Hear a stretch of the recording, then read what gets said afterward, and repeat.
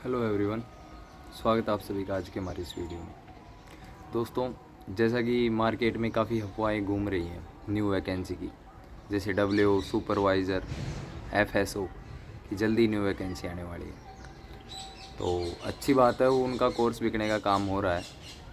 But मैं आपको एक जेन्युइन राय देना चाहता हूँ भाई कि अभी 3 साल तो मानकर चलो आपकी न्यू वैकेंसी कोई संभावना नहीं है। अगर वैकेंसी की विज्ञप्ति अगर आज की डेट में आ भी जाए तो भी एग्ज़ाम कंडक्ट कराकर ज्वाइनिंग वाइनिंग में सब 3 साल 4 साल लग जाएंगे भाई।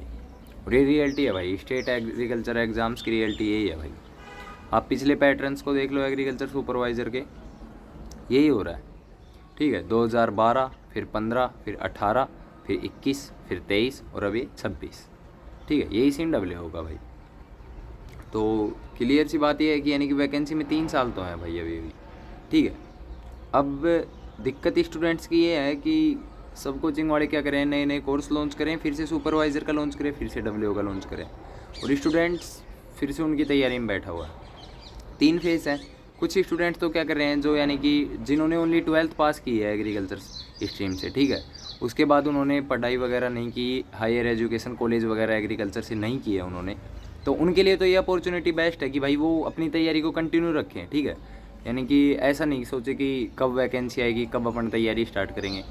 तो उनके लिए तो सही है ये चीज़, इंतज़ार या फिर यानी कि तैयारी करना अपनी सुपरवाइज़र की लगे रहना, या फिर वो अदर राजस्थान की स्टेट एग्ज़ाम्स है जैसे पटवारी 4th ग्रेड राजस्थान पुलिस वगैरह, इनकी भी कर सकते हैं। तो उनके लिए तो बेनिफिट है इस चीज़ से, ठीक है, कि उनकी जीके पर पकड़ हो जाएगी।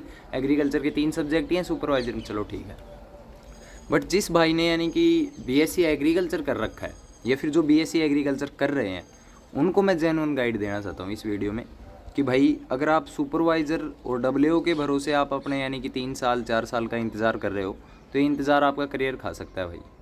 ठीक है, मेन चीज़ ये है भाई, अपने को उस तरफ मूव करने की ज़रूरत है जहाँ हर साल अपॉर्चुनिटी होती है अपने पास।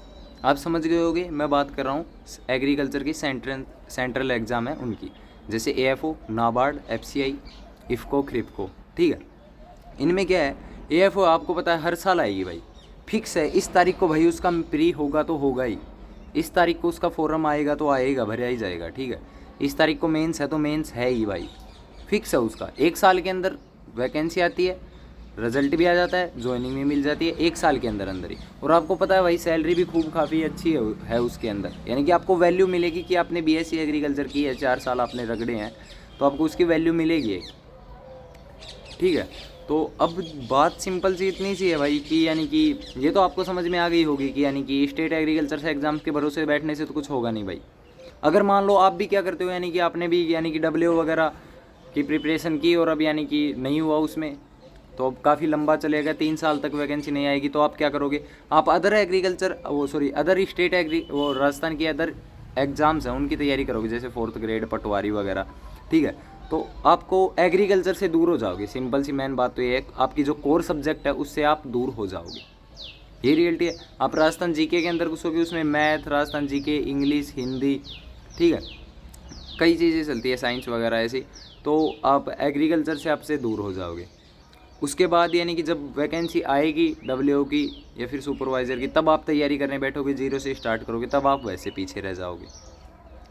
ठीक है, तो इससे बेस्ट अपन क्यों ना ऐसा करें, देख भाई सेंट्रल लेवल एग्ज़ाम है, एएफओ है, उसके अंदर क्या सीन है भाई, हर साल तेरे पास अपॉर्चुनिटी रहेगी, हर साल। यानी कि इस साल तूने खूब मेहनत की, नहीं हुआ, तूने तेरी गलतियों को एनालिसिस किया, फिर से सीखा, अगली साल उससे ज़्यादा मेहनत की, ठीक है, नहीं हुआ, तो फिर तीसरी साल और ज़्यादा मेहनत की, होने के चांसेस ऐसे, हर साल अपॉर्चुनिटी तो मिल रही है अपने को होने की। एक तूने क्या किया भाई, सुपरवाइज़र या फिर डब्ल्यू के लिए तूने जी जान मेहनत की, दिन रात एक कर दिया, बाई चांस भगवान ना करे एग्जाम में ओएमआर भरते टाइम या फिर कुछ भी मिस्टेक हो जाए, तेरे से कुछ गलती हो जाए, तेरा सिलेक्शन रह जाए, तो फिर तेरी 3 साल गई गई ना। तो यही रियलिटी है भाई, इसलिए सेंट्रल एग्ज़ाम की तरफ मूव करना अपने लिए एक शायद बेस्ट ऑप्शन रहेगा। और सेंट्रल लेवल एग्ज़ाम में ये सीन है, एक बार गलती हो भी गई तो अपन उस गलती से दोबारा सीख कर अगली साल और ज़्यादा मेहनत करके फिर से अपॉर्चुनिटी होती है अपने पास सिलेक्शन की। और मेरे सीनियर भी, मेरी क्लासमेट भी कोई सेंट्रल एग्ज़ाम की तैयारी नहीं कर रहा है, तो मेरे को भी काफ़ी कन्फ्यूज़न था। आप यकीन नहीं करोगे, मैंने दोस्तों सुपरवाइज़र की वैकेंसी आ रही थी उस टाइम मैंने एएफओ की तैयारी स्टार्ट की थी, अभी सुपरवाइज़र को छोड़कर बीच में। तो भाई मेरे भी कोई सीनियर क्लासमेट नहीं था, आपको भी वही प्रॉब्लम होगी कि कहाँ से पढ़ें, किस बुक से पढ़ें, क्या रिसोर्सेज रखें, कौन सी कोचिंग ज्वाइन करें। तो उसके लिए एक नेक्स्ट डेडिकेटेड वीडियो जल्दी आपको यूट्यूब पर मिल जाएगा। तो आई होप आप मेरी समझ रहे होंगे मैं क्या कहना चाह रहा हूँ, कि अपने करियर को दाव पर मत लगाओ भाई। 3 साल बैठेंगे, बहुत बड़ी बात है 3 साल। जो BSc एग्रीकल्चर कर रहे हैं फ़िलहाल उनके लिए मैं इतना कहना चाहता हूँ भाई, अभी से तैयारी करो, AF होगी, ठीक है। अपने कंसेप्ट बूस्ट रखो, सुपरवाइज़र और WO के चक्कर में अभी मत पढ़ो। आप BSc एग्रीकल्चर कर रहे हो, आपको यानी कि मैथ, रीजनिंग और इंग्लिश इन पर फोकस रखना है, प्री के ऊपर, ठीक है। तो अभी आप यानी कि थोड़ा थोड़ा पढ़ते रहोगे BSc एग्रीकल्चर के साथ साथ भी, तो बहुत बेनिफिट होगा। जब आप एग्रीकल्चर करके निकलोगे तो एग्रीकल्चर स्ट्रीम आपकी वैसे मजबूत होगी, और मैथ, रीजनिंग, इंग्लिश 3 सब्जेक्ट ही अपन ने थोड़ा थोड़ा भी किया आपने BSc एग्रीकल्चर के टाइम ही, तो बाद में ज़्यादा दिक्कत नहीं आएगी दोस्तों। मैं भी आप में से एक हूँ, मैं भी AF होके कर रहा हूँ, ये मेरा फर्स्ट अटैम्प्ट होगा। और सुपरवाइज़र की टाइम ही छोड़ दी थी मैंने, तो उसकी प्रिपरेशन तो AFO में ही लग रहा हूँ।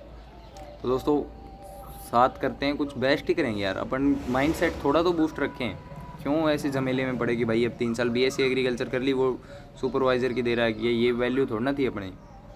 4 साल अपन ने जो कोर्स किया है, प्रोफेशनल डिग्री की है, उसके बाद अपन यानी कि सुपरवाइज़र में जाए। आई होप वीडियो आपको पसंद आया होगा, और किसी का कुछ डाउट हो तो कमेंट ज़रूर करना, सबका रिप्लाई मिलेगा। धन्यवाद।